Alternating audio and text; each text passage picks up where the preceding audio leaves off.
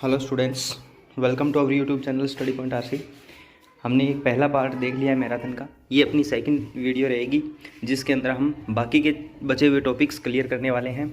इससे पहले हमने कुछ टॉपिक कर लिए हैं और इस वीडियो में हम इसको कंप्लीट कर लेंगे। जो GDS to MTS mail guard postman के लिए अपना जो मैथ है वो, यदि ये दो वीडियो आप देख लेते हो तो कंप्लीट आपके जो 10 क्वेश्चंस मैथ के आते हैं उनमें से आप निश्चित रूप से 8-9 क्वेश्चन सही करके आओगे। एक क्वेश्चन आपके बेस पे होगा कि आपने कितनी अच्छी तैयारी की है। इस क्वेश्चन ये दो वीडियो यदि आप देखते हो तो मैं गारंटी के साथ कह सकता हूँ कि 8 या 9 क्वेश्चन आप गारंटी के साथ सही करके आओगे। इसमें मैंने वही क्वेश्चंस ऐड किए हैं जो क्वेश्चंस आते हैं। हाई लेवल के क्वेश्चन मैंने इसमें रखने की कोशिश ही नहीं की, क्योंकि अपने जो है वो नॉर्मल आता है, तो नॉर्मल क्वेश्चन करना अच्छी बात है।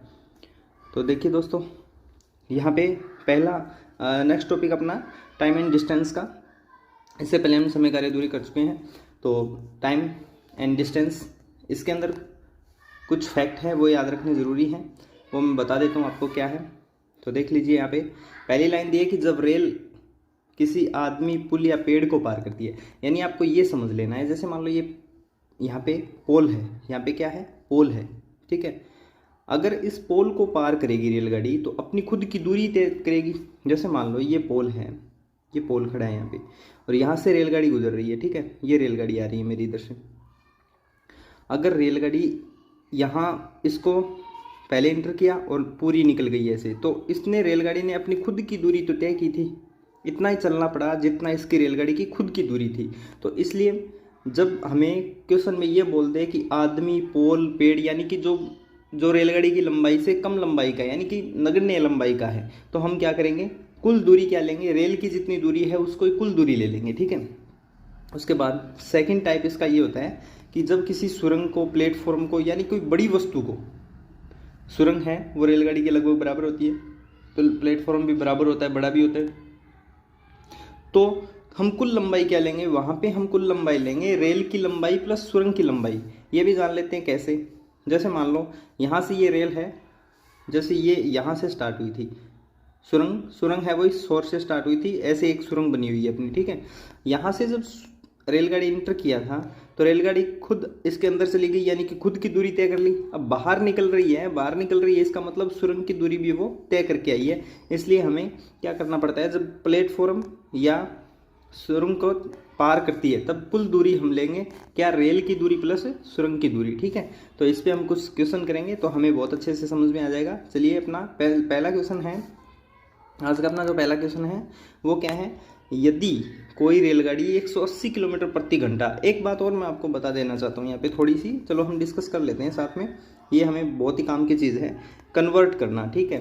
क्या, जब हमें स्पीड है, स्पीड को कन्वर्ट करवाएगा, ठीक है, स्पीड को कन्वर्ट करवाएगा। क्या करवाएगा, जैसे मान लो हमें स्पीड दे रखी है किलोमीटर प्रति घंटा में, और बोल दे हमें कि मीटर प्रति सेकंड में बदल के दिखाओ। किसमें, मीटर प्रति सेकंड में बदल के दिखाओ। तो हम क्या करेंगे, मीटर प्रति सेकंड में बदल के दिखाओ तो हम करेंगे 5/18, ये हो जाएगी मीटर प्रति सेकंड, ठीक है, मीटर प्रति सेकंड। यदि हमें मीटर प्रति सेकंड में स्पीड दे रखी है और बोल दे कि किलोमीटर प्रति घंटा में स्पीड बताओ, तो हम क्या करेंगे, किलोमीटर प्रति घंटा में चेंज करने के लिए इसको किससे मल्टीप्लाई करना होता है, हमें किलोमीटर प्रति घंटा में चेंज करने के लिए हमें गुणा करना होता है किससे, 18/5 से, ठीक है। तो ये क्वेश्चन हम जब करेंगे तो देख लेंगे, तो इसका दोनों का ध्यान में रखना है अपना क्या। एक ट्रिक और बता देता हूँ आपको थोड़ी सी। जब देखो मीटर प्रति सेकंड में बोले ना, जब मीटर प्रति सेकंड में बदलने का बोले ना, तो 5/18 से गुणा कर देना उस स्पीड को, ठीक है। मीटर प्रति सेकंड में बदल के दिखाओ, यानी कि मीटर कम होता है तो ऊपर कम वाली संख्या। जब कहे हमें किलोमीटर प्रति घंटा में बदल के दिखाओ तो हमें किससे गुणा करना होगा, उस संख्या को 18/5 से। देखो बिल्कुल सिंपल सी बात है। क्या, देखो ऊपर किलोमीटर है तो ऊपर बड़ी संख्या, किलोमीटर में बदला रहा है 18 ऊपर, मीटर प्रति सेकंड में बदलवा रहा है तो ऊपर 5, ठीक है। ये खेल अपना क्या है, 5/18 या 18/5 का 2 का ही है, ठीक है।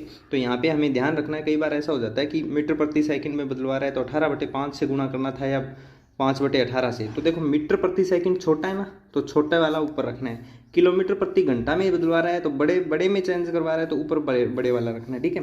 अब मैं क्वेश्चन को देखिए, ये क्वेश्चन दे रखा है, आप इस क्वेश्चन को कर सकते हो, बहुत ही नॉर्मल तरीके से कर सकते हो कि यदि कोई रेलगाड़ी है वो 180 किलोमीटर प्रति घंटा से चल रही है तो उसकी गति मीटर प्रति सेकंड में बदलिए, ठीक है। तो देखिए मीटर प्रति सेकंड में बदलने के लिए मैंने आपको बताया था ना, मीटर प्रति सेकंड में बदलना है, यानी छोटी संख्या में लेके आना है। तो किससे गुणा करूँगा? 5/18 से। हमें दी गई है 180 किलोमीटर और इसको 5/18 से गुणा कर दूंगा तो किस में आएगी? मीटर प्रति सेकंड में आएगी। 18 से 18 कैंसिल और 0, 5 × 10 ये हो जाएगी 50। ये क्या आ गई? अपनी मीटर प्रति सेकंड आ गई, ठीक है। बिल्कुल सिंपल है ना। मीटर प्रति सेकंड में बदलना तो ऊपर छोटा, किलोमीटर प्रति घंटा में चेंज करवाता तो ऊपर 18 और नीचे 5, ठीक है। नेक्स्ट क्वेश्चन देखते हैं। ऐसा ही एक नेक्स्ट क्वेश्चन है अपने पास में, यदि कोई रेलगाड़ी की गति 108 किलोमीटर प्रति घंटा है तो 15 सेकंड में रेलगाड़ी कितनी दूरी तय करेगी? तो यहाँ पे सेकंड दे रखा है, देखिए इन दोनों का मात्रा का वो समान होना चाहिए। 108 किलोमीटर प्रति घंटा और ये सेकंड में, और आंसर भी किस में? मीटर में। तो हमें पहले इस दूरी को क्या कर लेंगे, जो चाल है इसको क्या कर लेंगे? मीटर प्रति सेकंड में चेंज कर लेंगे। देखो 108 है, इसको मैं मीटर प्रति सेकंड में बदलूंगा तो किससे गुणा करूँगा? 5/18 से गुणा करूँगा, ठीक है। 5/18 से गुणा करूँगा। अब मैं किससे काट सकता हूँ इसको? 9 से। 9 दूआ 18, इसको 9 से काटे तो 9 × 9 और अपने पास में 18, 9 दूनी 18, 12 निमा 108 होता है ना। फिर इसको और काट देते हैं, किसने से? 6 से कट गया, यानी कितना आ गया अपने पास में? 30 मीटर प्रति सेकंड। अब ये पूछ रहा है दूरी, तो दूरी बराबर क्या होता है? देखो चाल बराबर दूरी बटा समय होता है। चाल बराबर दूरी बटा समय। तो हमें यदि दूरी निकालनी हो तो हम क्या करेंगे? चाल इंटू समय, चाल इंटू समय। देखो चाल मेरे पास कितनी है? चाल मेरे पास में यहाँ दे रखी है कितनी, यहाँ चाल है वो अपनी अलग थी, ठीक है। चाल है वो कितनी आ रही है? यहाँ पे चाल आ रही है अपनी 30 मीटर प्रति सेकंड। मैं ये 30 मीटर प्रति सेकंड ही क्यों लूँगा? क्यों? क्योंकि आगे मेरे समय है वो सेकंड में है तो मीटर प्रति सेकंड में लेना पड़ेगा, ठीक है। 15 × 45, 450 मीटर। तो कितना आ जाएगा? इसका सही उत्तर क्या आ जाएगा? ऑप्शन डी इसका सही उत्तर आ जाएगा, 450 मीटर, ठीक है। एक बार दोबारा से इस क्वेश्चन को देख लेना, अच्छे से समझ आ जाएगा। और क्वेश्चंस ऐसे ही आ रहे हैं, मैंने वो क्वेश्चंस नहीं लिए जो बहुत ज़्यादा हाई लेवल के हैं। आप हाई लेवल में मत जाना क्योंकि हमें सिलेक्शन चाहिए ना कि ज्ञान। देखिए नेक्स्ट क्वेश्चन क्या है अपने पास में कि 180 मीटर लंबी रेलगाड़ी 54 किलोमीटर प्रति घंटे की चाल से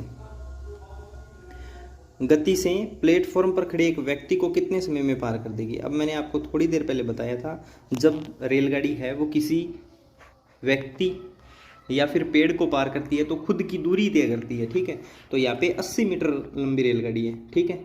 और चाल किस में दे रखी है? हमें चाल दे रखी है किलोमीटर प्रति घंटा में। देखो समय सेकंड में, दूरी मीटर में, तो चाल भी हम किस में चेंज कर लेंगे? मीटर प्रति सेकंड में चेंज कर लेंगे। तो चाल बराबर क्या हो जाएगा मेरा?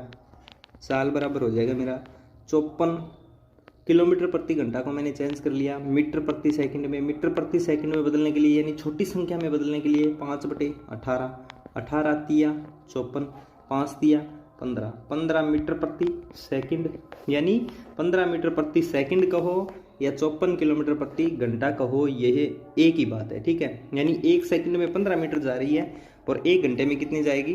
54 किलोमीटर जाएगी। इसका कहने का मतलब ये होता है, ठीक है। यहाँ पे हमें समय ज्ञात करना है तो समय बराबर क्या होता है? देखो चाल बराबर, देखो स्पीड बराबर क्या होता है? स्पीड बराबर होता है दूरी यानी डिस्टेंस अपॉन टाइम, ठीक है।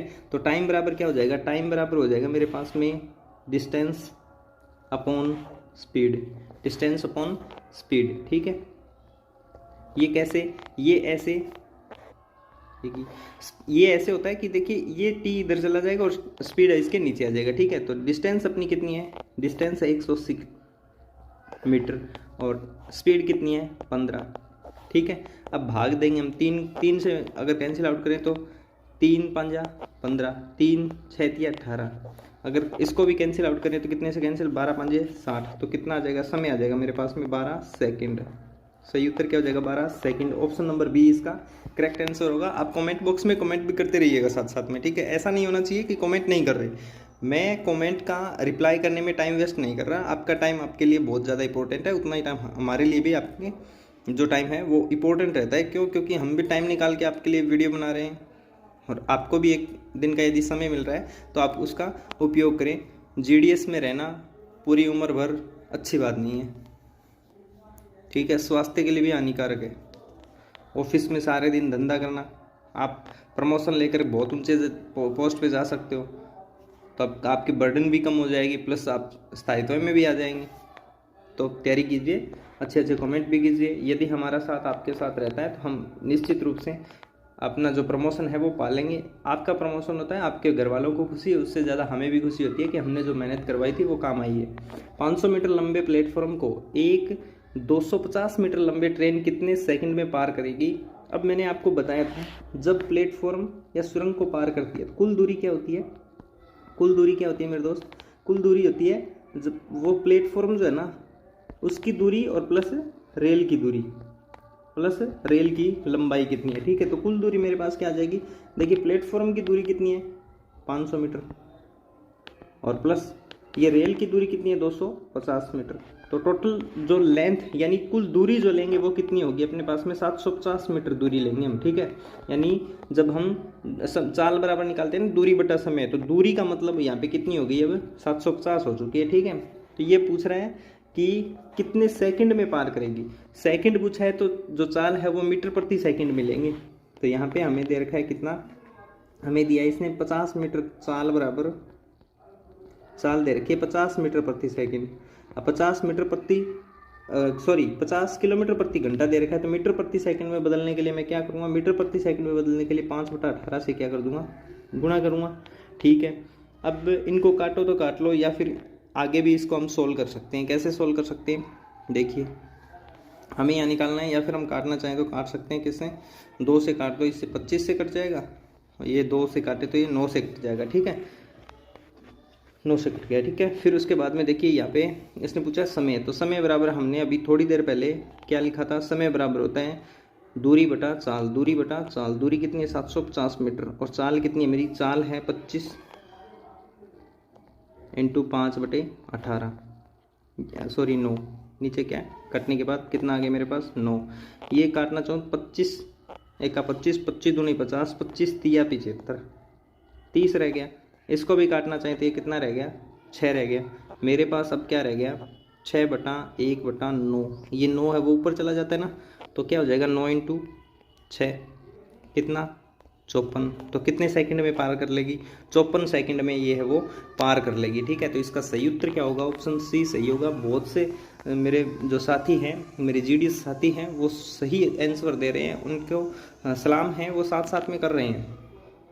आप साथ साथ में करते रहिए, कोई दिक्कत नहीं है। यदि आपको क्वेश्चन आ रहा है तो आप वीडियो को देखते रहिए साथ साथ में, और साथ साथ में करते भी रहिए।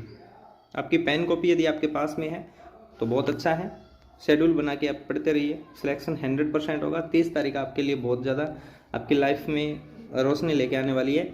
नेक्स्ट क्वेश्चन मेरे पास में है दोस्त कि एक ट्रेन 300 मीटर लंबी ब्रिज यानी पुल को पार कर रही है। देखो पुल है वो लंबाई ज़्यादा होती है ना, इसका मतलब हम कुल लंबाई क्या लेंगे? पुल की लंबाई प्लस रेल की लंबाई, ठीक है।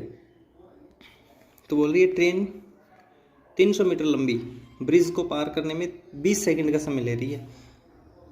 पास में एक खंभा है, उसको 10 सेकंड में पार कर लेता है। तो ज्ञात कीजिए ट्रेन की लंबाई क्या है, ठीक है। तो यहाँ पे 2 चीज़ है अलग अलग, ठीक है। क्या क्या है अलग? देखिए यहाँ 20 सेकंड में पार कर रहे हैं ना, इसका मतलब क्या है कि चाल इसकी क्या होगी? देखो यहाँ पे चाल बराबर करनी है। चाल बराबर होता क्या है? सबसे पहले तो देखो चाल बराबर होता है दूरी बटा समय, दूरी बटा समय। अब मेरे दोस्त यहाँ पे देखिए आप कि ये जो 20 सेकंड लग रहे हैं ना, इस 20 सेकंड में इसने कितनी दूरी तय की होगी? इस 20 सेकंड में इसने दूरी तय की होगी, ब्रिज की लंबाई कितनी? 300 मीटर, और प्लस रेल की लंबाई को मैं आर से डिनोट कर देता हूँ, रेल की लंबाई, और बटे में समय कितना? 20 सेकंड, ठीक है। यही तो चाल रही होगी उसकी। कुल दूरी कितनी?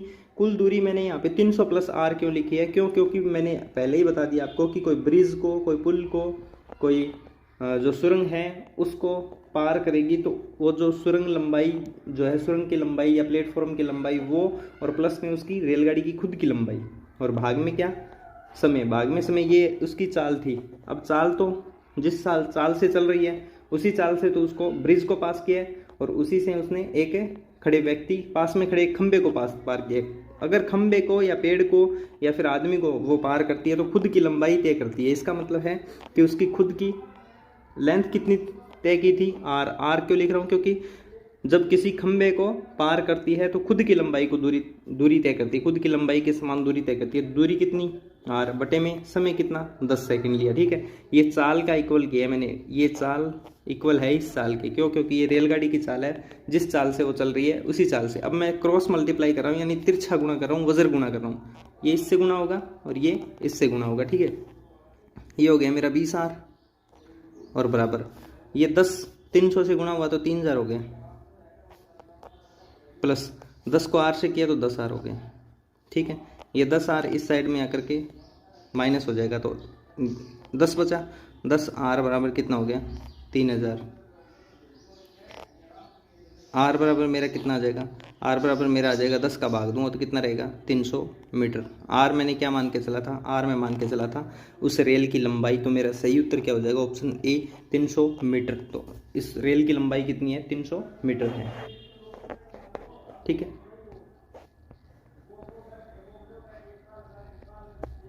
चलते हैं नेक्स्ट क्वेश्चन। नेक्स्ट क्वेश्चन मेरे पास में कि एक ब्रिज की लंबाई 600 मीटर है जिसे 500 मीटर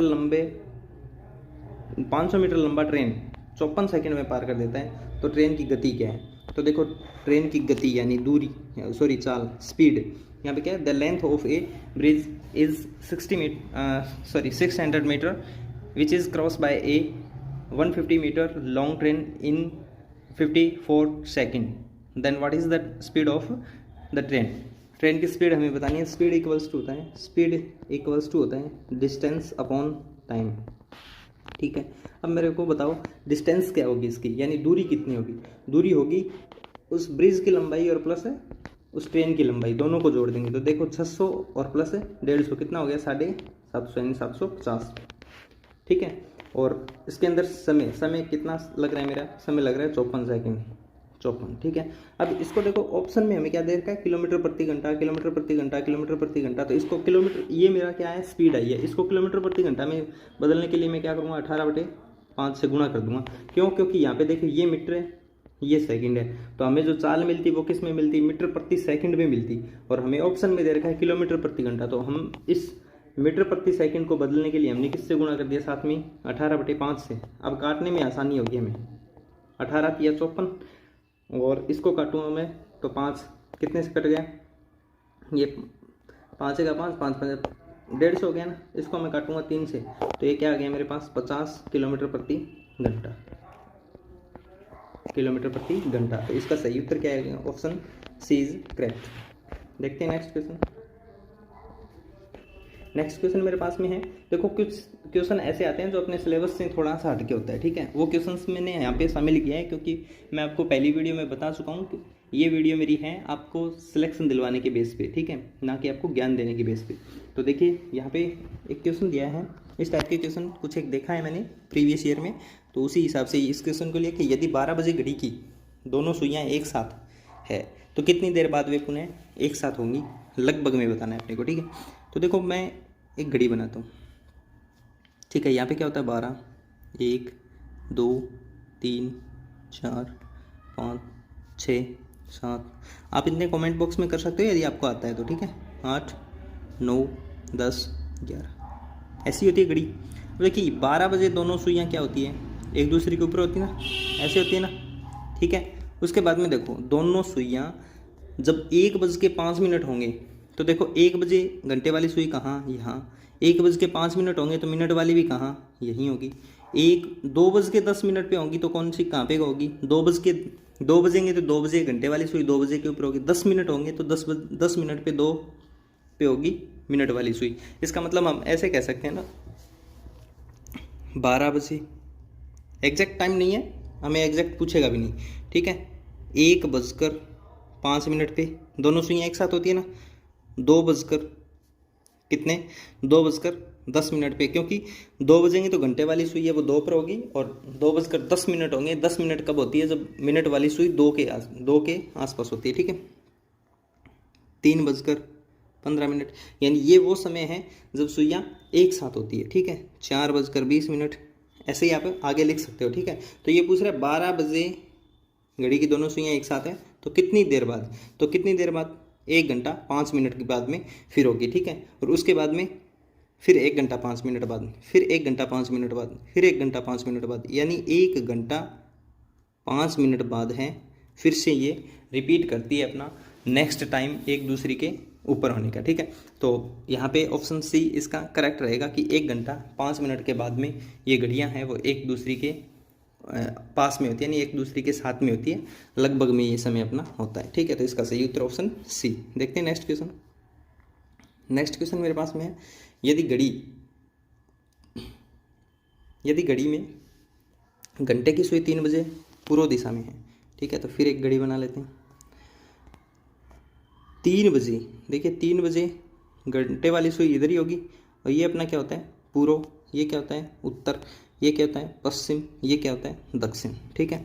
तो ये बोल रहे हैं तो किस समय पर सुई पश्चिम दिशा को दर्शाएगी। ये सुई यहाँ से घूम करके और किस साइड में आ जाती है, इस साइड में आती है। तो सुई किस साइड में होगी, पश्चिम की तरफ, और पश्चिम की तरफ होगी तो यहाँ पे कितने बज रहे होते हैं, 9 बज रहे होते हैं, ठीक है। तो इसका सही उत्तर क्या होगा, option C. If the hour hand of a clock is in the east direction, ठीक है। तो कहाँ पे होगी, ईस्ट में तो कब थी 3 बजे, और इसने पूछा है कौन सा कि ये वेस्ट में कब होगी, तो कितने बजे होगी, 9 बजे होगी, ठीक है। तो इसका सही आंसर क्या होगा, 9 ऑप्शन सी।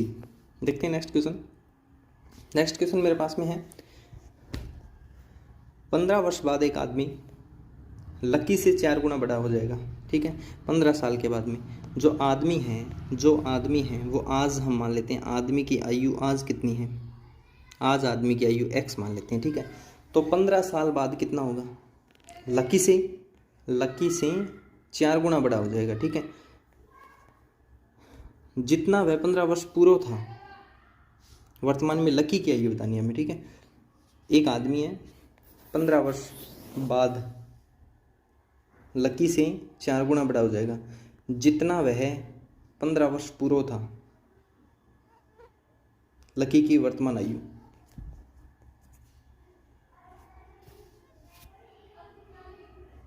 इसमें इंग्लिश में भी थोड़ा सा हो सकता है करेक्शन हो सकता है, एक बार थोड़ा सा करने की कोशिश करते हैं। चलो 15 वर्ष बाद एक आदमी लकी से 4 गुना बड़ा हो जाएगा, ठीक है। लकी आदमी की मान लेते हैं हम आज x वर्ष है, ठीक है। तो इस आदमी की 15 वर्ष बाद कितनी हो जाएगी आयु, x + 15 हो जाएगी ना, x + 15 हो जाएगी, और लकी से 4 गुना बड़ा हो जाएगा, लकी से 4 गुना बड़ा हो जाएगा। अब लकी की हम मान लेते हैं कि आज वर्तमान आयु y है, ठीक है। तो लकी से 15 वर्ष बाद कितना 4 गुना हो जाएगा, 4y मानेंगे ना, ठीक है। 15 वर्ष बाद लकी से 4 गुना बढ़ जाएगा, जितना वह 15 वर्ष पूर्व था वर्तमान में लकी की आयु 15 वर्ष पूर्व। 15 वर्ष पूर्व क्या होगा, 15 वर्ष पूर्व देखो आज वो x का है तो 15 साल पहले x - 15 का था ना, और वो लकी की वर्तमान आयु के बराबर था। लकी की वर्तमान आयु क्या है, y है, ठीक है। तो यहाँ से मैं इसको थोड़ा सा सोल्व कर लेता हूँ। तो अगर हम सोल्व करते हैं तो चलो इसको हम ऐसे मान सकते हैं, ये मान लिया हमने x + 15 और बराबर 4y, ठीक है। अब हम इसको यदि माइनस करते हैं, माइनस कर दिया, ठीक है, ये कैंसिल आउट हो जाएगा और ये 15 - 30 हो जाएगा और ये हो जाएगा -3y।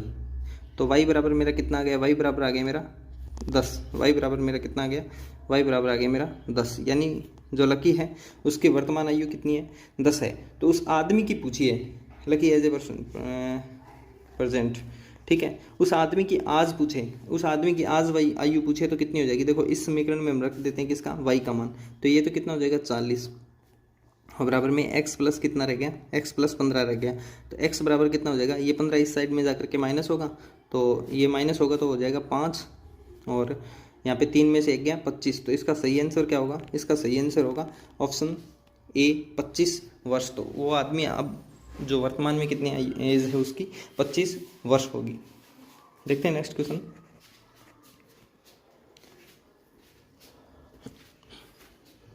आगे वाला क्वेश्चन अपने को दिखाई दे रहा है कि 15 वर्ष बाद राजीव की आयु उसके 5 वर्ष की आयु से 5 गुनी होगी। वर्तमान में राजीव की आयु क्या है, तो राजीव की वर्तमान आयु हमें बतानी है कि कितनी है।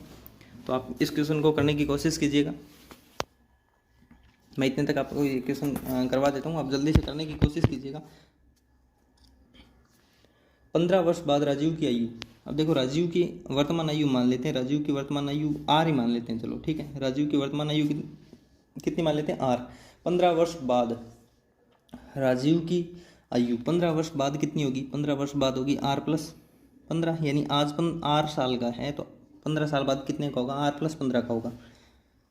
राजीव की आयु उसके 5 वर्ष पहले की आयु से, 5 वर्ष पहले कितनी होगी, आर माइनस 5 होगी ना, क्योंकि 5 आज वो 8 साल का है तो 5 साल पहले कितने का था, उसमें से 5 माइनस कर देंगे, यानी आर माइनस 5 का।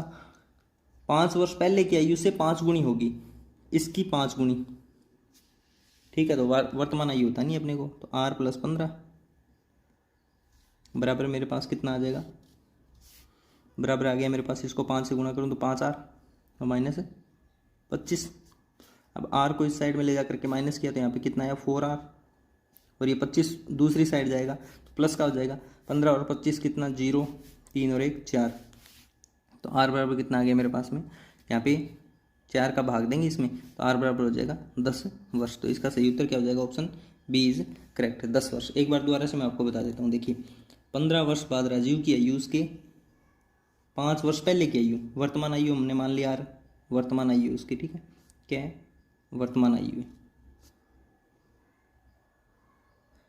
वर्तमान, ठीक है, वर्तमान आयु आर है। 15 साल बाद कितनी होगी, आर प्लस 15 होगी। 5 साल पहले कितनी होगी, 5 साल पहले होगी आर माइनस 5, ठीक है। तो 5 साल पहले की, 15 साल बाद में 5 साल पहले की जो आयु थी उसकी 5 गुना है, तो इसकी 5 गुना बराबर किसके, आर प्लस 15 के, यानी आज के 15 साल बाद के बराबर है, ठीक है। तो इसको हमने अंदर गुणा कर दिया बोर्ड मास से, अंदर गुणा करने के बाद ये हो जाएगा 5 आर माइनस में 25। अब इसको हमने इस साइड में ले जा करके कर लिया तो ये आर इसमें से माइनस हो गया और 25 इस साइड में जाके जुड़ गया, तो 40 बराबर 4 आर। देखते हैं नेक्स्ट क्वेश्चन, प्रतिशत के कुछ क्वेश्चंस देखने वाले हैं अभी। तो प्रतिशत में क्या है, देखिए पहला क्वेश्चन है कि 10 किलोग्राम कितना प्रतिशत 50 ग्राम होगा, तो what percentage of 10 kg would be 50 ग्राम। तो देखिए क्या है, 50 ग्राम 10,000 किलो का कितना होगा, 10,000 किलो, 10,000 किलो को हम ग्राम में बदलेंगे तो 1000 से गुणा करेंगे, ठीक है। और प्रतिशत निकालने के लिए 100 का भाग, देखो 50 पूछा है, 50 ग्राम पूछा है, 10,000 ग्राम, 10,000 ग्राम का कितना प्रतिशत है, 2 शून्य से 2 शून्य कैंसिल आउट, 1 से ये 1 कैंसिल आउट, ये हो जाएगा 5/10, तो ये कट जाएगा कितने से, 2 से, तो 1/2 प्रतिशत को, या फिर हम इसको क्या कह सकते हैं 0.5%। तो इसका सही आंसर क्या होगा, अपना सही आंसर होगा ऑप्शन सी। देखते हैं नेक्स्ट क्वेश्चन। नेक्स्ट क्वेश्चन मेरे पास में है, जब संख्या x के 75% में 75 जोड़ा जाता है, संख्या x के 75% में 75 जोड़ा जाता है तो पुनः x प्राप्त होता है, बराबर क्या प्राप्त होगा, x प्राप्त होगा। तो x का मान क्या है, ठीक है, तो 25 दिया 75, 25 चौका 100, ठीक है। तो यहाँ 75 रख लेते हैं और उस साइड में x माइनस, ये देखो 3x/4, ये कितना हो गया था मेरा, इसको काट पीट के मैंने कितना कर लिया था, इसको काट पीट के मैंने कर लिया था 3x/4, इस साइड में आकर के ये माइनस हो गया, ठीक है। तो 75 बराबर, इसका एलसीएम लेंगे, एलसीएम कितना आएगा 4, 4 का 4 यानी 4x माइनस 3x, ठीक है। तो ये कितना हो गया मेरे पास, x/4 बराबर 75, x बराबर कितना आ गया 75 से 4 को गुणा करेंगे तो 5 चौका 20, 7 चौका 28, 2 30 यानी 300। तो x का मान कितना आ गया, 300 आ गया। ऑप्शन ए इसका करेक्ट आंसर रहेगा, ऑप्शन ए करेक्ट आंसर। देखते हैं नेक्स्ट क्वेश्चन। नेक्स्ट क्वेश्चन मेरे पास में है, सेब की एक टोकरी में 36% सेब खराब है, 36% सेब क्या है, खराब है। नेक्स्ट क्वेश्चन है कि सेब की एक टोकरी में 36% सेब खराब है और अच्छे सेब की संख्या 144 है, तो टोकरी में कुल कितने सेब हैं। तो यहाँ पे देखिए 36% यानी पहले टोकरी के अंदर सेब थे वो कितने थे, 100% थे। 100% में से यहाँ पे जो खराब है और जो सही है सेब, जो खराब सेब है यहाँ पे दिया गया है अपने को, खराब सेब कितने 36%। देखो 100% में से यदि 36% खराब है तो सही कितने होंगे, 36 100 में से मैं माइनस करूँगा तो कितना जाएगा 4 और 9 - 3 6, यानी 64% अपने पास में कितना है, 64% अपने पास में सही है। यदि 64% सही है सेव सही है और उनकी संख्या क्या है 144 है। उनकी संख्या यहाँ पे 144 दे रखी है। 1% बराबर कितना हो गया, 1% बराबर हो गया 144 और भाग में 64। ठीक है, फिर ये पूछा कि कुल सेव कितने थे, तो कुल सेव अपने पास में 100% थे, तो 1% के इक्वल इतना है। तो इसको हम काट लेते हैं, चलो, और काटना चाहें 8 से तो 8 8 64 और इसको 8 से काटूं तो 8 का 8 और शेष कितना बच गया अपने पास में 6 8 8 64। ठीक है, अब भी इसको अगर और काटना चाहें तो काट सकते हैं हम कितने से, ये कट जाएगा 2 से काटना चाहें तो 9 और नीचे वाले को 2 से काटें तो 4 यानी 9/4 1% के बराबर है। तो 100% के बराबर निकालने के लिए यानी कि हमें कुल बताना था तो 100% निकालना पड़ेगा। तो 100% के बराबर हो जाएगा 9/4 गुणा 100। अब इसको यदि काटूँ मैं तो 25 चौका 100, तो अपने पास अब कितना आया है, अब अपने पास में आया है 100% इक्वल किसके आ जाएगा, 100% इक्वल आ जाएगा अपने पास में 9 × 25। 9 × 25 कितना होता है 225। तो टोटल सेव कितने थे 225। ऑप्शन डी इसका राइट आंसर रहेगा। देखते हैं नेक्स्ट क्वेश्चन। नेक्स्ट क्वेश्चन अपने पास में है, एक गांव में पंचायत का चुनाव हुआ जिसमें 2 उम्मीदवार थे। एक उम्मीदवार को 40% वोट मिला लेकिन वह 100 वोट से हार गया। देखो ये वही बात है कि जो वोट होते हैं अपने, वो अपने आप में कितने होते हैं 100% होते हैं। वोट है वो अपने आप में कितने होते हैं 100% होते हैं। 100% में से यहाँ पे 2 उम्मीदवार थे तो एक उम्मीदवार को 40% वोट प्राप्त हुआ तो दूसरे को कितना हुआ, दूसरे को हुआ 60% वोट। ठीक है, तो वोटों का अंतर होता है वही तो अपनी हार जीत होती है। तो वोटों का जो अंतर है वो कितना हुआ 20% का अंतर हुआ। कितने परसेंट का, 20% का अंतर हुआ। देखो कोई व्यक्ति है वो दूसरे व्यक्ति से यदि 100 वोटों से हार जाता है, ये बात कहो, या फिर ऐसे कहो कि 20% वोट से हार गया, या फिर दूसरे ने लिए थे वो 20% वोट ज़्यादा लिए थे, इसका मतलब है कि 20% इक्वल किसके हैं, इक्वल है अपना 100 वोट के बराबर है। ठीक है, 1% के इक्वल कितना हो जाएगा, 1% के इक्वल हो जाएगा 100/20। अगर इसको कैंसिल आउट करूँ तो कितना 5। तो 1% किसके बराबर 5 के। इसने पूछा है कि गांव में कुल कितने वोटर थे, यानी मतदान कितने लोगों ने भाग लिया था उसके अंदर, तो 100% होता है। 100% बराबर किसके हो जाएगा 1%, 5 के तो 100% हो जाएगा 5 × 100 यानी 500 वोट। तो कितने वोटर थे, कितने मतदाता थे, 500 मतदाता थे। इसका सही उत्तर क्या हो जाएगा, ऑप्शन सी 500।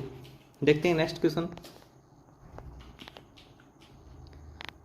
नेक्स्ट क्वेश्चन है अपने पास में कि त्यासा अपनी आय का 20% रूम रेंट पर, 15% खाने पर, 20% कपड़ों पर, 20% पढ़ाई पर, 5% मनोरंजन और 10% पत्नी को तथा 1000 रुपये की बचत करता है। तो त्यासा की आय क्या है। तो यहाँ पे देखिए इसने जो अपना खर्च किया है वो कितना है 100%। उसकी आय क्या थी 100% थी। उसमें से उसने जो लगाए हैं वो कितने कितने लगाए, 20% तो किस पे लगा दिया, 20% तो रूम रेट पे, प्लस 15% खाने पे, 20% कपड़ों पर और 20% पढ़ाई पर, 20% पढ़ाई पर और उसके बाद 5% किस पे, मनोरंजन पर और 10% पत्नी को। और इतना करने के बाद भी उसके पास कितना रह गया 1000 रुपये बचत आती है। ठीक है, तो देखिए यहाँ पे 100% में से इतनी इसने यदि लागत कर दी तो ये लगाए कितने हैं, देखो 20 और 20 40 और 20 60 60 15 और 5 20 हो गया ना, 20 80 और 10 90 यानी 90% उसने खर्च कर दिया। यानी 100% में से 90% उसने खर्च कर दिए। और खर्च करने के बाद भी ये बचत रहेगी ना, बचत कितनी 1000 रुपये बचत के आगे। ठीक है, तो वो 10% किसके इक्वल है 1000 के बराबर है। 1% किसके इक्वल होगा, 1% होगा 10 का भाग देंगे तो कितना आ जाएगा 100 के। और इसने पूछा है कि उसकी आय क्या थी, आय 100% होती है तो 100% इक्वल किसके हो जाएगा, 100% इक्वल हो जाएगा अपने पास में 100 × 100 बराबर कितना आ जाएगा 10,000। तो इसकी आय कितनी थी 10,000 रुपये थी। ठीक है, तो यहाँ पे हमें सबसे पहले क्या करना होता है 100% में से माइनस करना होता है। ठीक है, यही क्वेश्चन यदि शेष का इतना परसेंट, शेष का इतना परसेंट कहता तो हम किस टाइप से करते, वो एक बार मैं थोड़ा सा आपको बता देता हूँ। ये क्वेश्चन आपको यदि समझ आ गया तो देखिए, यदि यहाँ पे ये बोलता, जैसे मान लो मैं एक क्वेश्चन यहाँ बना के आपको करवा देता हूँ। एक क्वेश्चन मैं यहाँ लिख रहा हूँ, देखिए ऐसे बोलता कि कोई आदमी है वो अपनी आय में से 20% तो 20% खर्च कर रहे हैं जैसे कपड़ों पर। ठीक है, 20% किस पे कर रहे हैं? कपड़ों पर कर रहे हैं। 20% कपड़ों पर, एक मिनट स्लाइड को थोड़ा सा और बढ़ा। 20% किस पे? कपड़ों पर। शेष जो बच गए ना, शेष का 20% है ना, शेष का 20%, शेष का 20% करता है वो पढ़ाई पर, पढ़ाई पर। और बचत उसकी आती है, मान लीजिए कितना बचत उसकी आ रही है, यहाँ पे 640 रुपये बचत हो रही है, और पूछ ले आपसे कि उसकी आय क्या थी। तो शेष का ऐसे कहे तो हम मान लेते हैं 100 उसकी क्या थी, आय थी, उसमें से 20% उसने क्या कर दिया, पहले बहुत कपड़ों पे, सबसे पहले क्या किया, कपड़ों पे। तो कितना शेष रह गया, 80/100। और फिर वो शेष का 20% पढ़ाई पे, तो कितना शेष रह गया, 80/100। और वो फिर बचत कितनी कर रहा है, 640 रुपये की। तो इस टाइप से यदि क्वेश्चन आता है तो हम ऐसे हल करेंगे, ठीक है। 200 से 100 कैंसिल, 2 शून्य से ये 2 शून्य कैंसिल, यानी 64 किसके इक्वल है, 640 के। एक इक्वल कितना हो जाएगा, 640/64। 64 से 64 कैंसिल आउट किया तो कितना आया, 10 आया। एक 10 के इक्वल हम 100 मान के चले थे, तो 100 किसके इक्वल हो जाएगा, 1000 रुपये की। यानी उसकी जो आय थी वो कितनी थी, आय जो थी वो थी 1000 रुपये, ठीक है। तो ये आप ध्यान रखना, यदि शेष का इतना ऐसे करके क्वेश्चन बोले तो हमें इस टाइप से करना है, ठीक है। और पीछे वाले क्वेश्चन में हमें उसने शेष कोई शब्द नहीं कहा था, तो हमने डायरेक्ट ही सब जो जितना भी अपना परसेंटेज उसका खर्च हुआ था उसको जोड़ लिया और 100% में से माइनस करके बचत के इक्वल रख दिया था। देखते हैं नेक्स्ट क्वेश्चन। नेक्स्ट क्वेश्चन मेरे पास में है कि एक विद्यालय में 65% विद्यार्थी लड़के तथा 420 लड़कियां हैं, तो विद्यालय में लड़कों की संख्या कितनी है। तो देखो अपने आप में ये 100% होता है ना, विद्यालय में जो स्टूडेंट है, जो विद्यार्थी है वो 100% होते हैं, उसमें से 65% क्या है, लड़के हैं। तो 65 यदि बॉयज़ है तो गर्ल्स कितनी हो जाएगी, ये हो जाएगी 5 और 3 माइनस, यानी 36% क्या गर्ल्स और 65% क्या है, बॉयज़ हैं। तो 35% इक्वल किसके हैं, 420 के। यानी परसेंटेज में तो 35 है और संख्या में कितनी है, 420 है। तो 1% इक्वल किसके हो जाएगा, ये हो जाएगा 420 और भाग में 35, ठीक है। अब हमें 100% निकालना होता है क्योंकि कुल संख्या पूछी है, सॉरी यहाँ पे क्या पूछा है, लड़कों की संख्या पूछी है। कितनी, किसकी, लड़कों की संख्या। तो लड़कों का परसेंट कितना था, लड़कों का 65 था, तो यहाँ किससे गुना कर दूंगा मैं, 65 से गुना करूंगा। यदि कुल पूछता तो यहाँ किससे गुना करता मैं, 100 से। क्यों, क्योंकि कुल क्या थी अपनी, 100% थी, ठीक है। तो जिसकी संख्या पूछे उसका गुना करूंगा मैं यहाँ पे। अब मैं इसको अगर कैंसिल आउट करता हूँ 5 से, 5 7 35, और इसको भी 5 से गुना कैंसिल आउट करूँ तो ये कितने से कट जाएगा, 13 5 65। अब इसको मैं कैंसिल आउट करूँ तो कितने से कट जाएगा, ये 7 6 42, 60 से। तो ये 60 × 13, 13 6 78 और 1 शून्य, यानी 780। लड़कों की संख्या कितनी थी, 780। Option C is right. देखते हैं नेक्स्ट क्वेश्चन। नेक्स्ट क्वेश्चन मेरे पास में है कि 500 × 20% × 15% × 10% किसके इक्वल होगा। तो यहाँ पे 500 × 20%, 20% हटाने के लिए नीचे 100, 15/100, 100 मैं इसलिए लगा रहा हूँ क्योंकि परसेंट हटाने के लिए 100 का भाग गुणा में 10/100, ठीक है। इसको हम एक अगर सोल्व आउट करें तो इसके इक्वल आ जाएगा, कितना था, 2 शून्य से 2 शून्य कैंसिल, एक ये शून्य और एक ये शून्य, ये दोनों शून्य कैंसिल हो चुके हैं, ठीक है। अब यदि हम इनको आगे सोल्व करते हैं तो 5 को यदि 2 से गुणा किया तो 10 इंटू में 15 और बटे में क्या है अपने पास में 100। अब अगर इसको हम काटना चाहें तो 0 से 0 कैंसिल आउट हो गया। अब अपने पास में बचा है 15/10। यदि इसको 5 से कैंसिल आउट करता हूँ, 5 थी 15, 5 दूनी 10, 3/2 क्या होता है 1.50। तो इसका सही आंसर क्या हो जाएगा, ऑप्शन डी 1.50। तो देखते हैं नेक्स्ट क्वेश्चन। नेक्स्ट क्वेश्चन मेरे पास में है कि एक संख्या x का 50% संख्या x के 35% से 39 अधिक है, तो संख्या x का 120% कितना होगा। तो यहाँ देखिए एक संख्या है कोई x का हम 50% निकालते हैं, x का क्या निकालेंगे 50%, तो x × 50/100 लिखेंगे। संख्या x का 50% संख्या x के 35% से 39 अधिक है। इसका मतलब क्या है, अगर हम संख्या x का 39% निकालें तो कितना ज़्यादा है, इससे जो 50% था इससे कितने ज़्यादा है, इससे हैं सॉरी यहाँ पे 39 नहीं है 35%, 35% है तो 35/100 और अधिक है, अधिक का मतलब अगर माइनस करें 39, इसका मतलब है कि हमने जब उस संख्या का 50% निकाला और उस संख्या का 35% निकाला तो उन दोनों का अंतर मान सकते हैं कितना, कम ज़्यादा क्या होता है, अंतर होता है, तो अंतर कितना 39, या फिर हम ऐसे कह सकते हैं कि जब 35% निकालते हैं उसमें से यदि 39 माइनस कर देता हूँ तो वो किसके बराबर आएगा, 50% के बराबर आएगा। अब यदि इसको कैंसिल आउट करें तो ये हो जाएगा 2, इसको 5 से भी कैंसिल आउट कर सकते हैं, 5 से करें तो ये हो जाएगा 20 और ये 7। ठीक है, x वाली संख्या एक साइड रख लेते हैं, ये अपने पास में हो गया x/2 और यदि ये 7x/20 है, इस बराबर के दूसरी साइड लेके आते हैं तो अपना हो जाएगा माइनस का 7x/20 और बराबर में क्या रह गया, माइनस का 39। ठीक है, अब फिर हम इसका एलसीएम लेते हैं, एलसीएम हमारा इस साइड में कर लेते हैं, चलो एलसीएम लेते हैं तो कितना आएगा 20, एलसीएम आया 20, 20 को 2 से डिवाइड किया तो कितना आया 10x माइनस 7x और बराबर में कितना 39।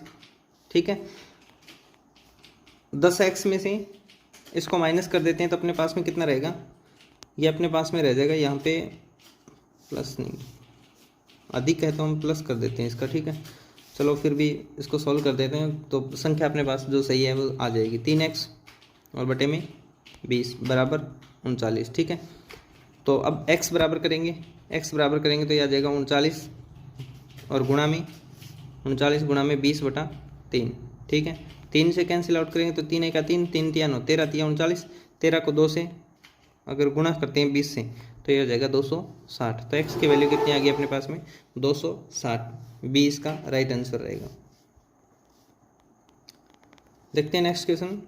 नेक्स्ट क्वेश्चन अपने पास में है, सुरेश एक नारियल विक्रेता है, उसके एक ट्रक के 60% नारियल बेच दिए, अब उसके पास में 500 नारियल शेष बचे हैं। तो देखिए उसके पास में ट्रक में पहले 100% नारियल होंगे, उसमें से वो बेच कितना देता है 60%, 60% उसका सेल हो गया तो कितना रहा उसके पास में 40%। अब ये कहता है कि उसके पास 500 नारियल बचे, तो प्रारंभ में उसके पास कितने नारियल थे, प्रारंभ में उसके पास 100% नारियल थे। अब देखो उसने बेचने के बाद उसके पास में 500 नारियल बचे, यानी कि 40% बचे। 40% किसके इक्वल है 500 के, 1% किसके इक्वल होगा 500/40, इसको कैंसिल आउट कर देते हैं, इतना ही रखते हैं। ठीक है, फिर उसके बाद में इसने पूछा कि उसके पास कितने नारियल बेचने के लिए लेके आया था, वो 100% लेके आया था। 100% इक्वल क्या हो जाएगा 50/4 गुणा 100, कैंसिल आउट करें तो 25, 25 × 50, 25 × 50, 25 5 जाए 125 और एक शून्य, तो कितना 1250। वो कितने नारियल लेके आया था 1250, option D is right. Next अपना फिर एक चुनाव से संबंधित क्वेश्चन है कि 2 उम्मीदवारों के बीच में चुनाव हुआ, एक उम्मीदवार को 30% वोट मिला और वह 16,000 वोटों के अंतर से हार गया। देखिए 100% वोट थे, उसमें से 30% वोट मिले थे एक को, तो दूसरे को कितने मिले होंगे, दूसरे को मिले हैं 70%, कितने 70% वोट। वोटों का अंतर कितना रहा, वोटों का अंतर रहा था 40% और संख्या में कितना रहा था, संख्या के अंदर रहा था 16,000। ठीक है, तो हम ऐसे कह सकते हैं कि 16,000 यानी वोटों के अंतर से हार जीत होती है। तो यहाँ पे परसेंट में थी 40 और संख्या में थी 16,000, तो 40% किसके इक्वल है 16,000 की। 1% किसके इक्वल होगा, भाग दे दूंगा इसके अंदर 40 का, 1 शून्य से 1 शून्य कैंसिल, अगर इसको हम काटें तो कितने से कट गया ये 400 से। तो इसने पूछा है कि कुल कितने वोटर थे। ठीक है, तो 100% थे, तो 100% इक्वल किसके हो जाएगा, 100% इक्वल हो जाएगा 400 × 100, 400 × 100। तो ये 100 से मल्टीप्लाई करेंगे इसको तो क्या हो जाएगा 40,000। टोटल वोटर कितने थे 40,000, तो इसका सही उत्तर हो जाएगा ऑप्शन सी। नेक्स्ट अपना जो टॉपिक है वो रहेगा एवरेज क्वेश्चन। औसत के 10 क्वेश्चन करने वाले हैं, तो औसत के 10 क्वेश्चन देखिए क्या है। औसत का अपना पहला क्वेश्चन है कि औसत क्या होगा प्रथम 10 प्राकृत संख्याओं का। तो मैं संख्याओं से संबंधित आपको थोड़ी सी डिटेल बता देता हूँ। देखिए प्राकृत संख्या जो है वो होती है, प्राकृत संख्या है वो होती है 1 से लेकर के अनंत तक, जैसे 1 2 3 4 ऐसे करके हम जहाँ तक संख्या लिख सकते हैं वहाँ तक जो संख्या होती है वो होती है प्राकृत संख्या। इन प्राकृत संख्याओं में से ही कुछ संख्याएं अलग होती है, ठीक है। जैसे मैं इस संख्या को लिख लेता हूँ, इसमें से हम अलग अलग डिवाइड करेंगे कौन सी संख्या सम होगी कौन सी विषम होगी, और कितनी संख्याएं सम होती है और कितनी विषम होती है, कौन सी संख्याएं भाज्य होती है कौन सी अभाज्य होती है। 5 6 7 8 9 10 10 तक मैं ले लेता हूँ संख्या, ठीक है। ये होती कहाँ तक है, अनंत तक। प्राकृत संख्या कहाँ तक होती है, अनंत तक। पूर्ण संख्याएं कहाँ से स्टार्ट होती है, 0 से लेकर अनंत तक, और पूर्णांक होती है माइनस अनंत से प्लस अनंत, यानी सभी संख्याएं पूर्ण होगी, ठीक है। ऐसे करके ये चलेगी संख्याएं। अब इसमें प्राकृत में भी दो होती है, कौन सी, एक तो होती है सम और एक क्या होती है, विषम, ठीक है, ओड और इवन। ये इवन और ये ओड विषम, ठीक है। इनमें से वो संख्याएं सम है जिसमें 2 का भाग जा रहा है, ठीक है। ये संख्या और ये संख्या और ये संख्या, यानी कि 2 4 6 8 10 इन सभी संख्याओं में 2 का क्या जा रहा है, भाग जा रहा है। तो ये संख्याएं कौन सी है, सम है। विषम संख्याएं कौन सी है, विषम संख्याएं जो बाकी बच गई कौन सी, ये 3 5 7 9, ठीक है। तो मैंने 10 तक संख्याएं लिखी थी, 10 तक संख्याएं मैंने लिखी थी। 10 संख्याओं में से मुझे ये बताइए कि सम संख्या कितनी निकल के आई और विषम कितनी निकल के आई। देखो सम संख्या मैं गिन रहा हूँ 1 2 3 4 5, यानी मैंने टोटल 10 संख्या ली थी। 10 में से सम कितनी आई मेरे पास में, 5। विषम देखो कितनी आ रही है मेरे पास। विषम मैं यहाँ से अलग कलर से ले लेता हूँ। 1 ये विषम है ना, दूसरी विषम, तीसरी विषम, चौथी विषम, पांचवी विषम। तो विषम भी कितने निकल के आई, 5 विषम निकल के आई। तो हम ऐसे कह सकते हैं कि जितनी भी संख्याएं लेते हैं हम, उनमें से आधी तो क्या होती है, सम, और आधी क्या होती है, विषम।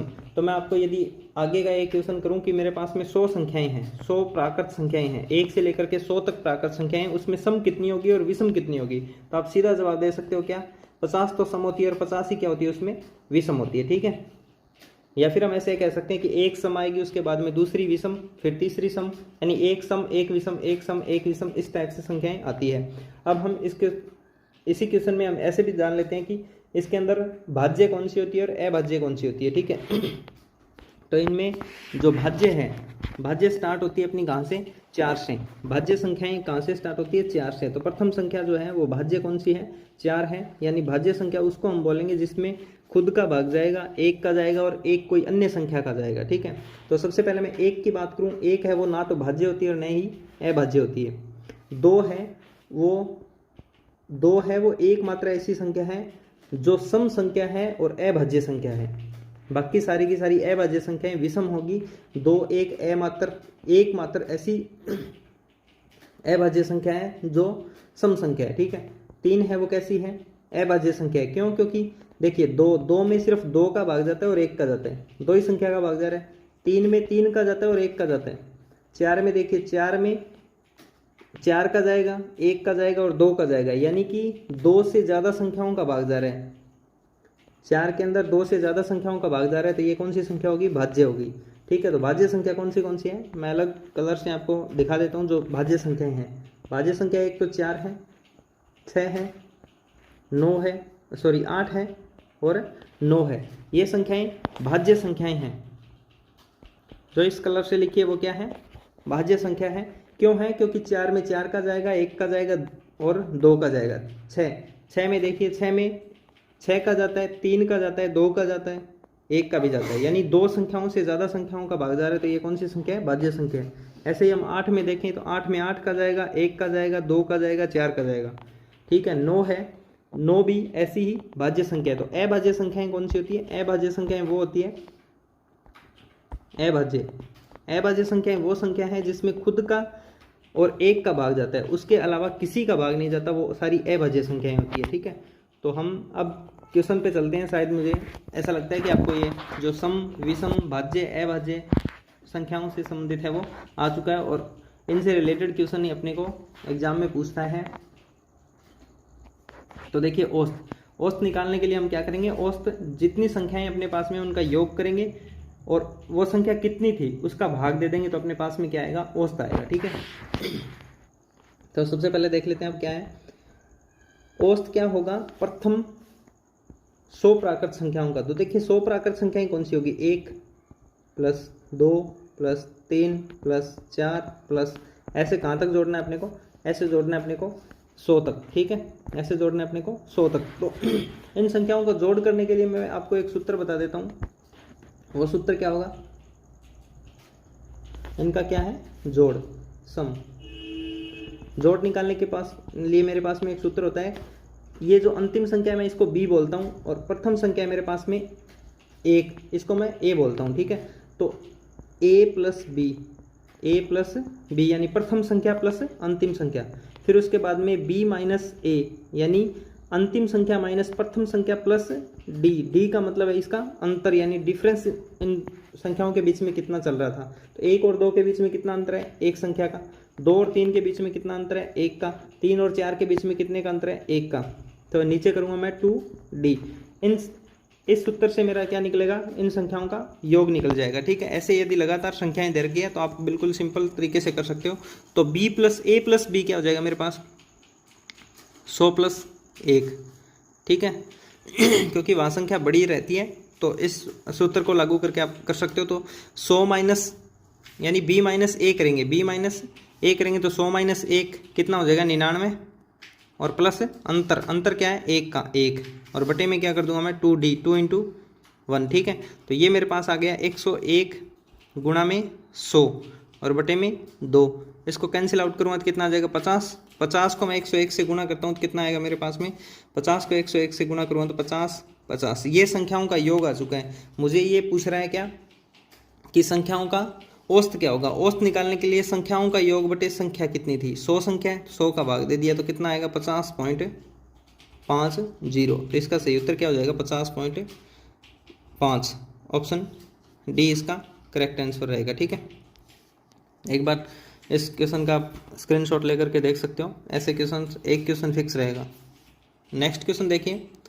नेक्स्ट क्वेश्चन मेरे पास में है कि सबसे छोटी संख्या क्या होगी यदि क्रमवार तरीके से 4 इवन यानी सम संख्या का औसत 23 हो। तो देखिए सम संख्या, सबसे छोटी सम संख्या मान लेते हैं अपने पास में जो दी गई थी उनमें से x थी। आगे वाली सम संख्या क्या होगी, x प्लस 2 होगी।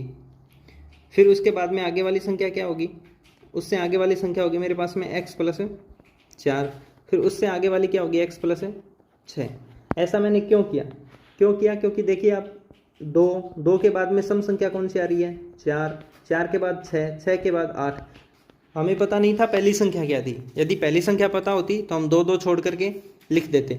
पर यहाँ देखिए ये जो मैंने लिखा है x प्लस x, ये मेरी, ठीक है, x प्लस 2 क्या हो जाएगी, यानी 2 प्लस 2 कितनी होगी, 4। अब मेरा x, मैं सबसे छोटी संख्या को x मान के चला था तो देखिए x प्लस 4 यानी 2 प्लस 4 कितनी, 6। तो इस तरीके से यहाँ पे लिख सकते हैं। तो सम संख्या कहे या विषम संख्या कहे तो हम इसी तरीके से लगातार संख्याएं लिखेंगे x, फिर उसके बाद में दूसरी मानेंगे x प्लस 2 और तीसरी मानेंगे x प्लस 4 और चौथी मानेंगे x प्लस 6। यदि 5 संख्या कह दे तो x प्लस 8 मानेंगे। ठीक है, इन संख्याओं का औसत निकालने के लिए 4 थी तो 4 का भाग दे दिया और बराबर में कितना बता रहा है, 23 बता रहा है। ठीक है, ये 4 इस साइड में जाकर के क्या हो जाएगा, इससे गुणा हो जाएगा। ऊपर मेरे पास देखिए क्या, x प्लस x यानी 4x हो गया और प्लस 2 और 4 6 और 6 12 और 4 का गुणा किया तो ये आ जाएगा 92। ठीक है, 4x बराबर क्या हो जाएगा, 12 है वो इस साइड में जाकर के माइनस हो गया, माइनस हो जाएगा तो कितना रहेगा, 80। तो x बराबर कितना हो गया, 4 का भाग दिया तो कितना आ गया, 20। तो x सबसे छोटी संख्या मान के चले थे, वो संख्या कौन सी आई अपने पास में, 20 आ गई। अब यहाँ पे इसने पूछा है कि सबसे छोटी संख्या क्या है, तो सबसे छोटी संख्या क्या होगी, 20। अब पूछ लेता दूसरी 2 नंबर की संख्या कितनी है, तो x प्लस यानी 20 प्लस 2 कितनी, 22। और तीसरी संख्या क्या होती, x प्लस 4 यानी 20 प्लस 4 24। और ये चौथी संख्या क्या होती, x प्लस 6 यानी 20 प्लस 6 26। ठीक है, बड़ी संख्या पूछ लेता है ये, 1 नंबर 2 नंबर कौन सी भी संख्या पूछ सकता है, तो हम ऐसे निकाल सकते हैं। हमें यहाँ सबसे छोटी संख्या पूछी थी, तो सबसे छोटी संख्या कौन सी है, 20। ऑप्शन नंबर बी इसका राइट रहेगा। देखते हैं नेक्स्ट क्वेश्चन। यदि 6 वस्तुओं का औसत वजन 12 किलो है, यदि सभी वस्तुओं से 4 किलोग्राम वजन घटा दिया जाए। इस टाइप के क्वेश्चन आप देख लीजिए। यदि आपको क्वेश्चन में ये बोल रहे हैं कि प्रत्येक वस्तु यानी कोई आदमी है, वस्तु है, कुछ भी है, या कोई संख्या है, प्रत्येक संख्या या वस्तु से वो प्लस कर रहे हैं, माइनस कर रहे हैं, गुणा कर रहे हैं, भाग कर रहे हैं, तो उसके औसत में उतना ही फर्क पड़ेगा जितना उसने प्लस किया था, माइनस किया था, गुणा किया था, भाग किया था। ठीक है, तो नया औसत क्या होगा, यदि संख्या में प्रत्येक संख्या में जोड़ रहे हैं, यानी पहले मान लेते हैं हम x था, उसका औसत क्या था, पहले औसत था x। अब वो ये बोल रहा है कि प्रत्येक संख्या में 5 जोड़ दिया जाए तो नया औसत क्या होगा, x प्लस 5 होगा। ठीक है, दूसरा क्वेश्चन ये पूछ ले आपसे कि उस प्रत्येक संख्या में से 5 घटा दिया जाए तो आपका नया औसत क्या होगा, x माइनस 5 होगा। ये बोल दे प्रत्येक संख्या में 5 का गुणा कर दिया जाए तो नया औसत क्या होगा, x इंटू 5 होगा। ठीक है, x गुणा 5 होगा। अगर ऐसे बोल दे कि प्रत्येक संख्या में से 5 का भाग दे दिया जाए तो नया औसत क्या होगा, तो पुराना औसत था उसमें 5 का भाग दे देंगे, नया औसत आ जाएगा। ठीक है, तब हम इस क्वेश्चन को देखते हैं। क्या है कि यदि 6 वस्तुओं का औसत वजन 12 किलो था, औसत क्या था, 12 केजी था। यदि सभी वस्तुओं से 4 केजी वजन घटा दिया जाए तो नया औसत क्या होगा। तो अभी मैंने थोड़ी देर पहले कहा था कि यदि प्रत्येक वस्तु या सभी वस्तुओं से कुछ जोड़ रहा है, घटा रहा है, तो वो जो मूल औसत था उसमें से ही उसको माइनस प्लस कर देंगे। तो यहाँ घटा रहा है तो 12 माइनस 4 बराबर क्या हो जाएगा, 8 केजी। नया औसत क्या हो जाएगा, 8 केजी। ऑप्शन डी इसका राइट आंसर होगा। देखते हैं नेक्स्ट क्वेश्चन। नेक्स्ट क्वेश्चन है मेरे पास में, एक पंक्ति में 20 युवक है जिनकी औसत आयु 22 वर्ष है। 20 व्यक्तियों की आयु कितनी है, औसत आयु कितनी है, 22 है। कुल आयु निकालने के लिए हम क्या करते हैं, देखो कुल आयु निकालनी होती है तो हम करते हैं व्यक्ति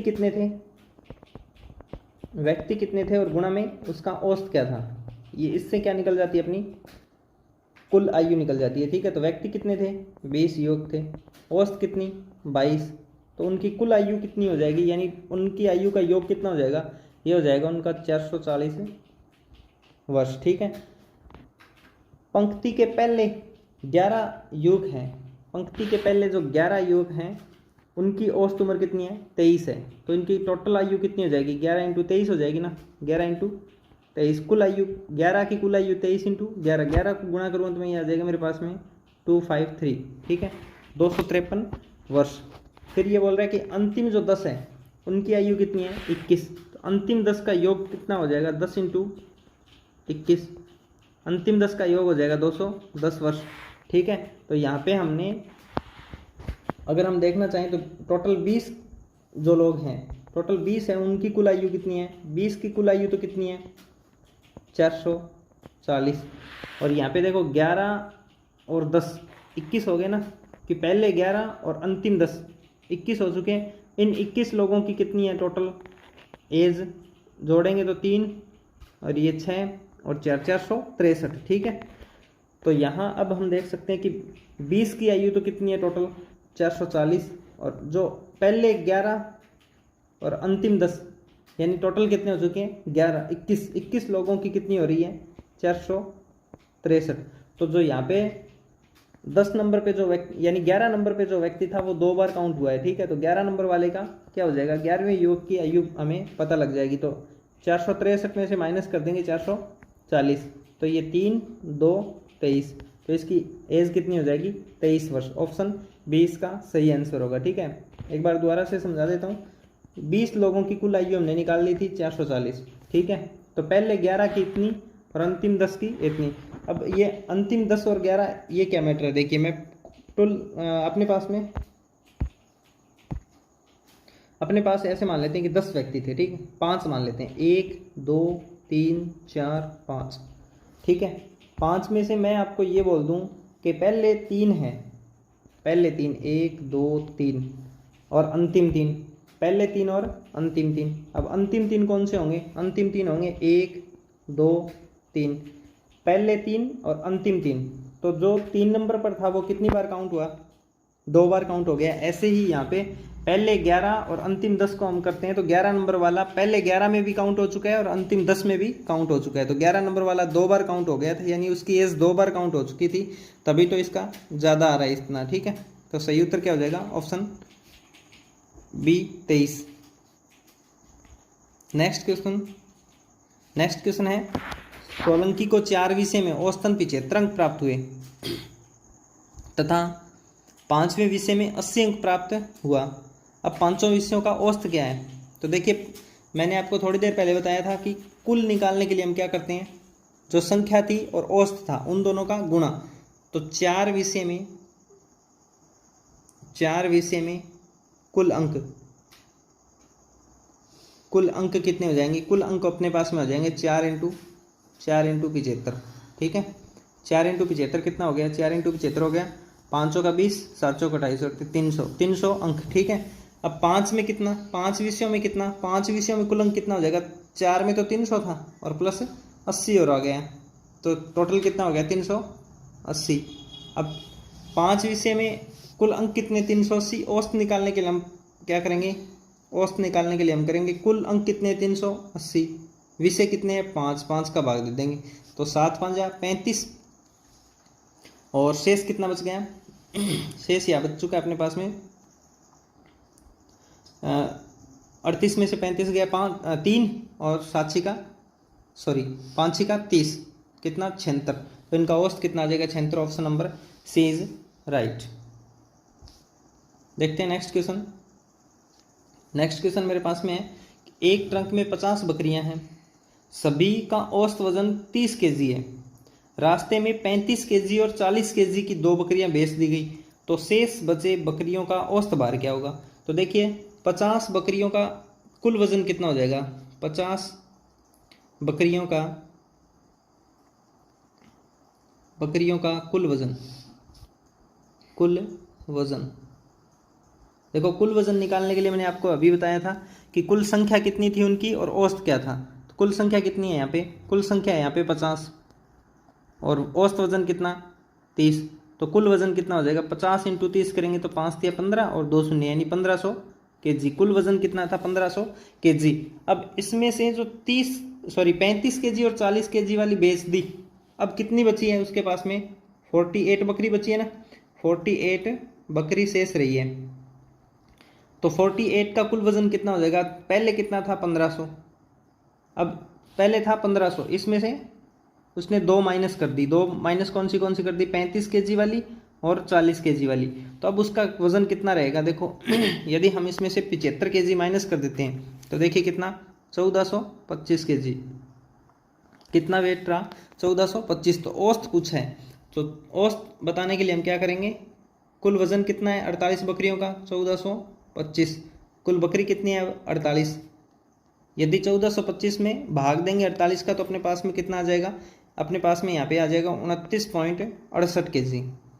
ऑप्शन डी इसका राइट रहेगा। आप भाग दे के देख लेना, ऑप्शन डी इसका क्या रहेगा? करेक्ट रहेगा, 29.68 केजी। ठीक है, आई थिंक आपको ये जो क्वेश्चन करने का तरीका है वो समझ आ गया होगा। इस टाइप के क्वेश्चन अपने को देखने को मिलेंगे, ज़्यादा हाई लेवल तक जाने की जरूरत नहीं है। नेक्स्ट क्वेश्चन मेरे पास में, औसत ज्ञात करें लगातार 20 सम संख्याओं का। ठीक है तो मैंने स्टार्टिंग में जो बात बताई थी वो यहाँ पे काम आने वाली है। इस क्वेश्चन को आप करके दिखाइएगा जल्दी से, मैं आपके कमेंट देख रहा हूँ। जो मैंने स्टार्टिंग में आपको बात बताई थी कि 20 संख्याओं का औसत लगातार 20 सम संख्याओं का, तो 20 सम संख्या लगातार कौन सी संख्या तक आएगी? देखिए, पहली सम संख्या 2, 2 के बाद 4, 4 के बाद 6, 6 के बाद 8, 8 के बाद 10। तो ये कितनी संख्याएं आई? 1 से लेकर 10 संख्या थी, पर सम संख्या कितनी आई मेरी? सम संख्या यहाँ पे मेरी आई है कितनी? सिर्फ और सिर्फ कितनी आई है? 5 ही आई है। तो मुझे लगातार 20 सम संख्या 20 सम संख्या कहाँ तक आएगी, लगातार 20 सम संख्या आएगी मेरी 40 तक। कहाँ तक, 40 तक। क्यों, क्योंकि मैं 40 तक संख्या लिखूंगा तो 40 तक संख्या में 20 तो मेरी सम होगी और 20 क्या होगी, विषम होगी। ठीक है, 20 ही सम आएगी और 20 ही विषम आएगी। तो यहाँ पे इनका जोड़ करने के लिए मैंने आपको बताया था प्रथम संख्या प्लस अंतिम संख्या, तो 40 प्लस 2। ठीक है, वो जो फॉर्मूला था वो याद करना, वो क्या है, संख्याओं का योग करने के लिए। ठीक है, a प्लस बी और फिर b माइनस ए था, यानी 40 माइनस 2 और प्लस उसका d, अंतर कितने का आ रहा है, 2 2 का आ रहा है, तो 2 और भाग में था 2d यानी 2 गुणा 2। इससे क्या निकलेगा मेरा, इससे निकलेगा मेरा योग। ये क्या होगी 42 और इनटू में ये कितनी हो जाएगी, 2 से 2 कैंसिल आउट, 40 और बटे में 4, ये काटूंगा मैं 10 420। तो योग तो कितना आ गया मेरे पास में 420। अब इनका यदि औसत निकालना है तो भाग दूंगा मैं संख्याओं का, कितनी संख्या है मेरे पास 20, तो 20 का भाग दे दिया, एक शून्य से एक शून्य कैंसिल, 42 में 2 का भाग दूंगा तो कितना आ जाएगा 21, यानी इन संख्याओं का औसत कितना आ जाएगा 21। ऑप्शन डी इसका राइट आंसर रहेगा। देखते हैं नेक्स्ट क्वेश्चन। नेक्स्ट क्वेश्चन मेरे पास में है कि बिलाल जनवरी से अगस्त तक 8 महीने में औसत 12,500 रुपये कमाता है, जबकि सितंबर से दिसंबर 4 महीने की औसत कमाई 21,500 करता है। तो बिलाल की पूरे साल की औसत कमाई याद करें। तो देखिए 8 महीने की कुल कमाई निकालनी, 8 मंथ की कुल कमाई कितनी हो जाएगी, टोटल कमाई कितनी आएगी, टोटल कमाई आएगी महीने कितने 8, औसत कितना है महीनों का 12,500। तो इसको गुणा करेंगे तो कितना आ जाएगा 0 0, 8 5 40, 0 हासिल 4, 8 दूनी 16 और 4 20 हासिल 2, 8 और 2 10। इतना उसका क्या था, औसत थी। ठीक है, सॉरी कुल कमाई थी पहले 8 महीने की। अब अंतिम 4 महीने, अंतिम कितने 4 महीने, लास्ट के जो 4 महीने हैं उनकी उसकी इनकम कितनी हो जाएगी, टोटल इनकम कितनी हो जाएगी, टोटल इनकम होगी उसकी 4 महीने और गुणा में औसत कितनी है, औसत है 21,500 रुपये।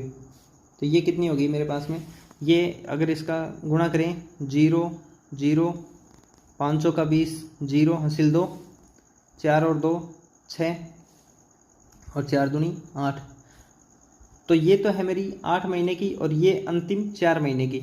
अब हमें इसका निकालना है कुल 12 महीने की कमाई। देखो 12 महीने हो गए ना, 12 महीने की कमाई दोनों की जोड़ हो जाएगा। 12 महीने की कमाई अगर निकालना चाहे तो 0 0 0 6 8 1। ठीक है, ये 6 है। ठीक है, तो ये कितनी आ चुकी है अपने पास में 1,86,000 रुपये उसकी क्या होगी, 12 महीने की कमाई होगी।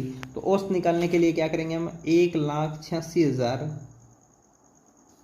भाग में क्या कर देंगे 12, इससे क्या निकल के आएगा अपना औसत निकल के आ जाएगा इसका। तो 12 1 का 12 बच गया कितना 4, सॉरी कितना 12 का भाग दिया तो 6, 12 पंजे 60 और फिर 6 से 16 दिया, 12 पंजे 60 और अपने पास 2 शून्य, तो 15,500 रुपये उसका क्या आ गया, औसत कमाई आ गई। ऑप्शन डी इसका राइट रहेगा, 15,500 रुपये उसकी औसत कमाई। ठीक है, देखते हैं नेक्स्ट क्वेश्चन। औसत ज्ञात करें प्रथम 50 विषम संख्याओं का। तो ये क्वेश्चन मैं आपके लिए छोड़ रहा हूँ। इस क्वेश्चन को आप जो आपको तरीका बताया है उस तरीके से ही करना है। देखो विषम संख्या कहाँ से स्टार्ट होगी, 1 से, 1 के बाद 3, 3 के बाद देखो प्रथम 50 विषम संख्या बोलिए। ठीक है, तो प्रथम 50 कहाँ तक हो जाएगी, 100 तक।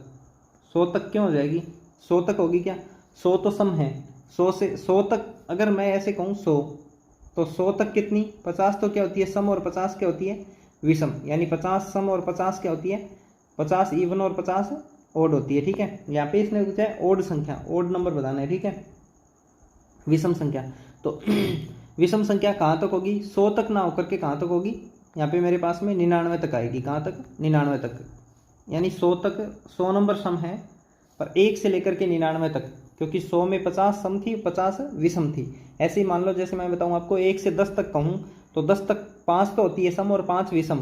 ठीक है, तो सम तो होती है कौन सी 2 4 6 8 10 और विषम 1 3 5 7 9 यानी 9 तक। ठीक है, तो 1 से लेकर के 99 तक ये 50 मेरी क्या हो जाएगी, प्रथम विषम संख्या हो जाएगी। अब इनका योग निकाल के जैसे मैंने आपको सूत्र बताया था a + b और b माइनस ए और प्लस डी, डी डिफरेंस था इनके बीच में, ठीक है, और 2d, इससे निकल जाएगा योग और उस योग में 50 का भाग दे देंगे।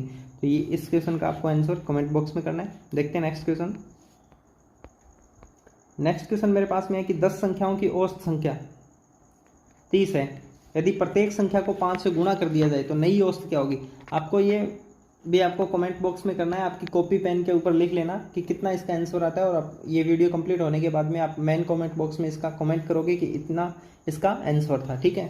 5 से गुणा कर रहा है तो कितना, नई औसत बतानी है कितनी होगी, ठीक है, आपको मैं करवा चुका हूँ।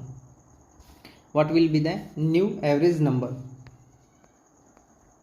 उसके बाद में अपना है यूनिटरी मेथड। नेक्स्ट टॉपिक अपना है यूनिटरी मेथड, यानी इकाई अंक वाला। यदि आपने हमारा अब तक टेलीग्राम ज्वाइन नहीं किया है तो आप इस बारकोड को स्कैन करके टेलीग्राम ज्वाइन कर सकते हो, यूट्यूब ज्वाइन कर सकते हो और एप्लीकेशन ज्वाइन कर सकते हो, ठीक है।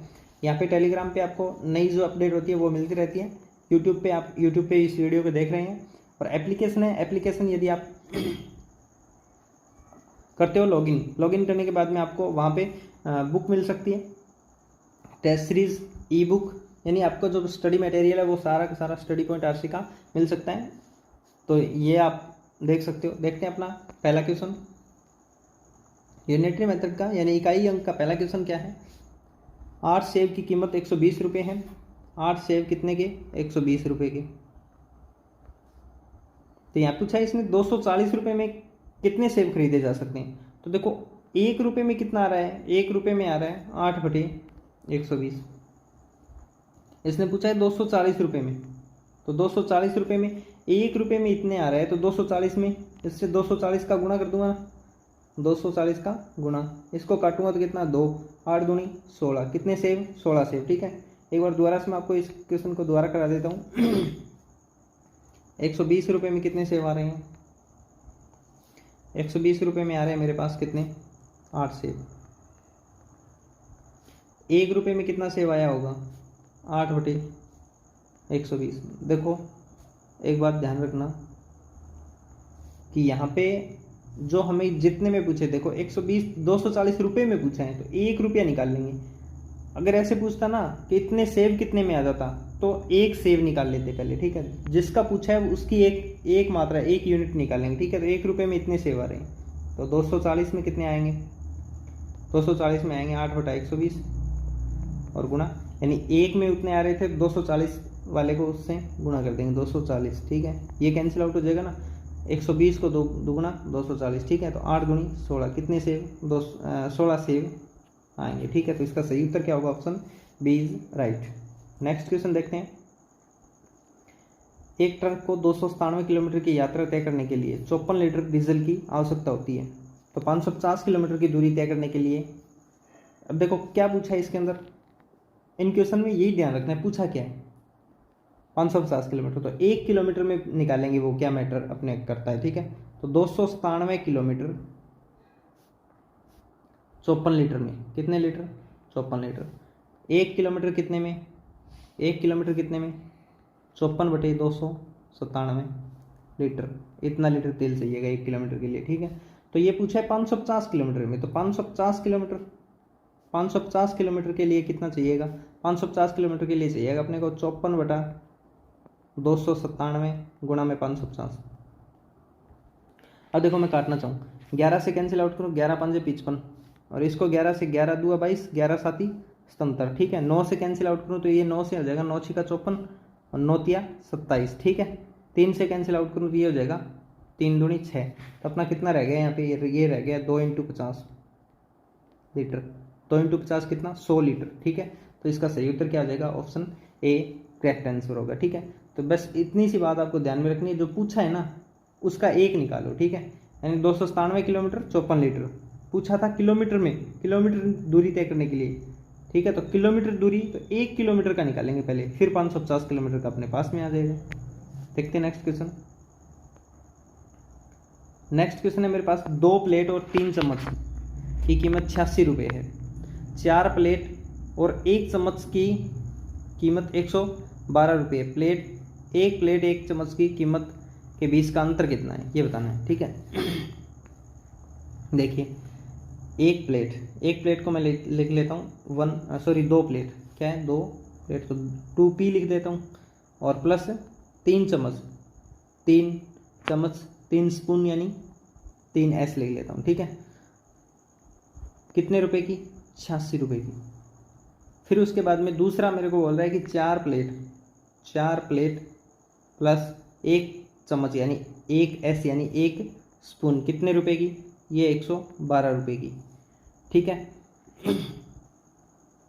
फिर इसने पूछा है कि 1 प्लेट 1 चम्मच की कीमत क्या होगी, ठीक है। तो यहाँ से मैं क्या कर लेता हूँ, इसको मैं 3 से मल्टीप्लाई करता हूँ। 3 से क्यों? क्योंकि ये s की वैल्यू है वो मेरे पास में इक्वल हो जाएगी, ठीक है। तो यहाँ पे मैं 3 से इसको मल्टीप्लाई कर लेता हूँ। 3 से यदि मैं मल्टीप्लाई करता हूँ तो मेरे पास क्या आ जाएगा, देखो पहली समीकरण, तो इस समीकरण को 3 से मल्टीप्लाई करके लिख लेता हूँ। पहले सबसे पहले क्या होगा, ये तो हो जाएगी मेरी 3 × 4, 4 की 12p प्लस 3 × 1s, तो ये कितना हो जाएगा, ये 1 है और आगे वाला s है स्पून के लिए, ठीक है। तो 3 क्या हो जाएगी, स्पून, ठीक है। और बराबर में यदि मैं इसको 3 से गुणा करता हूँ तो 6 और 3 3, ठीक है। और फिर पहली समीकरण इसके नीचे लिख देते हैं 2p प्लस 3s और बराबर 86, ठीक है। अब यदि इनको दोनों को घटाते हैं, माइनस माइनस माइनस, ये 3s से 3s कैंसिल आउट हो गया, 12 में से 2p गया कितना, 10p, और बराबर कितना रह गया, 6 में से 6 गया 0, और इधर हासिल ली 13, 13 में से 8 गया, 13 में से 8 और 5 13, 5, उसके बाद में ये रह गया अपना 2, ठीक है। तो p बराबर कितना आ गया मेरा, 25। इसका मतलब 1 प्लेट का मूल्य कितना, 25 है, ठीक है। ये 1p मैं कहाँ रख देता हूँ, 1p मैं 1 नंबर समीकरण में, इसको 1 नंबर समीकरण मानते हैं, इसमें रख देते हैं अपन, ठीक है।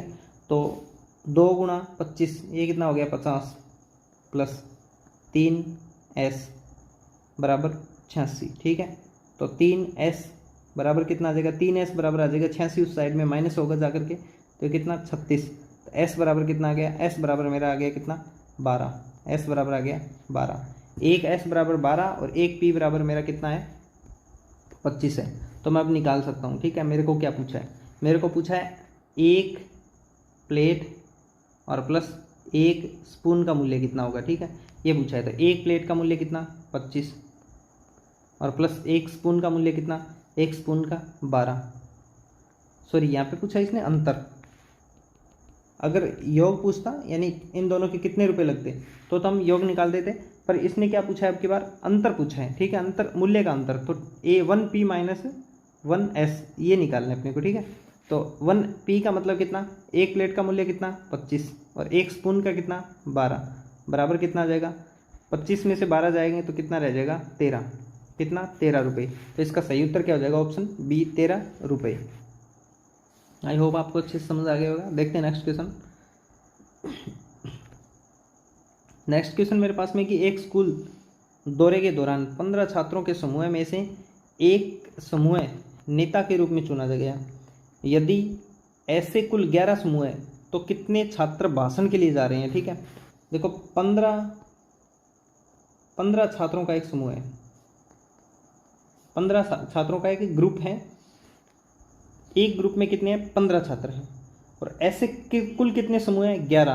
तो टोटल संख्या कितनी हो जाएगी, देखो एक में 15 है तो 11 में कितने हो जाएंगे, 11 × 15 यानी कितने, 11 × 15 करेंगे तो देखो किसी संख्या को 11 से गुणा करने के लिए उस संख्या को लिख लेते हैं, और उन दोनों संख्याओं के बीच में इन दोनों संख्याओं का योग 6, कितने, 165। तो इसका सही उत्तर क्या हो जाएगा, 165, ऑप्शन सी। तो कुल कितने छात्र भाषण देंगे, 165 भाषण उसके अंदर दिए जाएंगे। क्यों, क्योंकि एक समूह में 15 है और ऐसे 11 समूह है, तो 11 × 15। देखते हैं नेक्स्ट क्वेश्चन है कि सीखा एक ईंट के भट्टे पर ईंट खरीदने गई, ईंटों का मूल्य 2500 रुपये प्रति 1000 ईंट था। अगर उसके पास 4000 रुपये हैं तो कुल कितनी ईंट खरीदी जा सकती है। तो देखिए सबसे पहले हम क्या निकालेंगे कि 2500 रुपये की 1000 ईंट आती है। 2500 रुपये की ईंट कितनी आ रही है, 1000 ईंट आ रही है, 1000 ईंट। तो 1 रुपये की कितनी ईंट आ रही होगी, 1 रुपये की ईंट आ रही होगी 1000 बटे 2500, 1000 बटे 2500। कैंसिल आउट करते हैं इसको तो ये हो जाएगी 2 शून्य कैंसिल, और इसको और कैंसिल आउट कर देते हैं, 5 5 5 25, 5 2 10, इतनी ईंट आती है 1 रुपये की। 4000 की कितनी ईंट आएगी, 4000 रुपये लेके गई है तो 4000 की ईंट आ जाएगी मेरे पास में 2/1 रुपये की 2/5, और ये 4000 की इतनी ईंटें आ जाएगी। ठीक है, अगर काटना चाहूँ तो 8 5 40, 800, 800 इंटू 2 कितना 1600, कितनी ईंट आएगी 1600 इंटू उसकी आ जाएगी। तो ऑप्शन क्या हो जाएगा इसका, ऑप्शन बी इज करेक्ट। देखते हैं नेक्स्ट क्वेश्चन। नेक्स्ट क्वेश्चन है, यदि 7 व्यक्ति किसी घर को 30 दिन में बना सकते हैं तो 3 व्यक्तियों को उस घर को बनाने में कितने दिन लगेंगे, बशर्ते वे सभी समान दर से कार्य करते हैं। ठीक है, तो 7 व्यक्ति हैं, 7 व्यक्ति 30 दिन में बना रहे हैं। ठीक है, 7 व्यक्ति 30 दिन में बना रहे हैं, तो कुल काम कितना हुआ अपना, कुल काम निकालने के लिए कुल दिन कितने लगे थे और कुल व्यक्ति कितने थे, ये तो क्या आ गया कुल काम। अब पूछ रहा है कि तीन आदमियों को कितने दिन लगेंगे, तो कुल काम बटा कुल आदमी, वो क्या होता है दिन निकालने के लिए अपन क्या करते हैं, दिन निकालने के लिए हम करते हैं कुल काम कितना, कुल काम अपने पास में 30 × 7 है, और अब आदमी कितने अपने पास, आदमी अपने पास में है सिर्फ और सिर्फ 3 व्यक्ति। ठीक है, तो 3 से काटें तो 10 × 7 कितना आ गया 70 दिन। कितने दिन लग जाएंगे, 70 दिन इस काम को करने में लग जाएंगे। ठीक है, इस टाइप के क्वेश्चन इसी तरीके से करें कि यहाँ पे 2 चीज़ दी होगी, 7 आदमी इतने दिन में, तो कुल काम अपना हो जाएगा कि 7 × 30। ठीक है, 7 × 30, फिर दिन निकालने के लिए 7 × 30 और बटे में कुल कितने आदमी अब कर रहे हैं, तो उससे अपन क्या निकाल सकते हैं, दिन निकाल सकते हैं। कितने दिन हो जाएंगे 70 दिन। नेक्स्ट क्वेश्चन है मेरे पास में, कोलकाता से नई दिल्ली का 3 व्यक्तियों का रेल भाड़ा है वो 1461 है, तो 2 व्यक्तियों का किराया बताइए। तो 3 व्यक्तियों का कितना,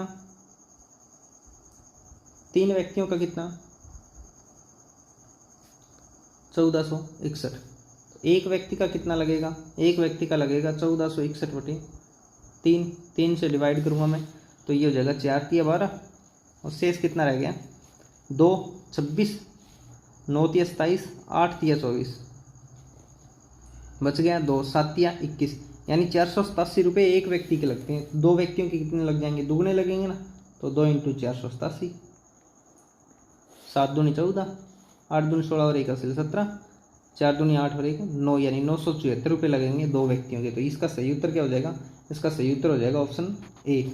सही उत्तर क्या हो जाएगा इसका, ऑप्शन ए इसका सही उत्तर हो जाएगा। ठीक है, ऑप्शन ए इसका सही उत्तर 974 रुपये। ठीक है, तो देखते हैं नेक्स्ट क्वेश्चन। नेक्स्ट क्वेश्चन मेरे पास में है, एक धन 1/8 भाग 500 रुपये है। कोई धन है उसका x धन मान लेते हैं, धन क्या है x, इसका 1/8 भाग है वो कितना है 500 रुपये, तो उसका 1/5 भाग क्या होगा। तो देखो x बराबर क्या आ गया, 8 इस साइड में जाकर के मल्टीप्लाई होगा, 8 × 5 = 40 और 2 शून्य पहले से 4000 रुपये, वो धन क्या है 4000 रुपये। इसका पूछा है 1/5 भाग क्या होगा, तो देखो 4000 का 1/5, 5 से 5 काटेंगे तो ये 40 से कट गए, 8 से कट गए 800, तो इसका सही उत्तर क्या आ जाएगा 800। Option C is the correct. देखते हैं नेक्स्ट क्वेश्चन। नेक्स्ट क्वेश्चन है, एक मशीन 1 मिनट में 7 खिलौने बनाती है। 1 मिनट में कितने 7 खिलौने, 7 टॉयज बनाती है, तो 15 मिनट में कितने बनाएंगे। 1 मिनट में 7 बनाती है तो 15 मिनट में 15 गुना बनाएगी, तो 7 × 15, 15 7 105, 105 टॉयज बनाएगी। Very easy. नेक्स्ट क्वेश्चन अपने पास में 108 प्रति दर्जन की दर से 15 कॉपियों का मूल्य कितना होगा।